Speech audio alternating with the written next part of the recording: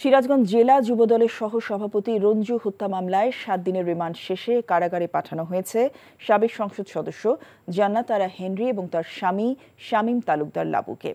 বিকেলে রিমান্ড শেষে তাদের আদালতে হাজির করে পুলিশ। এ সময় আন্দোলনে নিহত বিএনপি কর্মী আব্দুল লতিফ এবং সুমন হত্যা মামলা এবং অস্ত্র মামলায় শোন অ্যারেস্টের আবেদন করে পুলিশ। আদালত তাদের শোন অ্যারেস্ট দেখিয়ে কারাগারে পাঠানোর আদেশ দেন। বৈষম্য বিরোধী ছাত্র আন্দোলন চলাকালে সিরাজগঞ্জে গুলিতে নিহত হন জেলা যুবদলের সহ সভাপতি রঞ্জু, বিএনপি কর্মী আব্দুল লতিফ এবং সুমন। এ ঘটনায় সাবেক এমপি জান্নাত আরা হেনরি এবং তার স্বামী শামীম তালুকদার লাবুকে আসামি করে মামলা দায়ের করে নিহতদের পরিবার। টাকা চুরির জন্য যদি আমার গলায় জুতার মালা পরাইতে হয়, তাহলে আমার শালীর সাথে প্রতারণা করার জন্য তোর ফাঁসি হবে। দুলা ভাই, আপনার তো ঘর জামাই বইলা একটা পরিচয় আছে, আমার তো তাও নাই।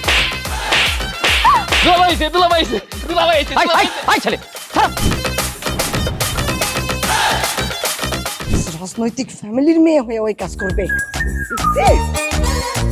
যারে পাবো আরে পিটাবো, রক্তের নেশায় ধরছে, রক্তের নেশায়, কাঁচা রক্তের নেশায় ধরছে। তোমার এই পলিটিক্স আমার বাম পকেটে থাকে। পাঁচুদের বউরে ঝামেলা পাকাই। এই বেটাই, আমি তখন বিয়ে করিনি।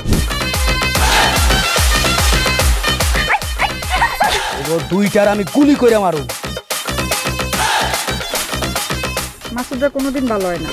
আপনার পোশাক আশাক দেখে কিন্তু আপনার তালুকদার বংশের লোক মনে হয় না আব্বা, আপনার মনে হয় যে আপনি ফকির বংশের লোক।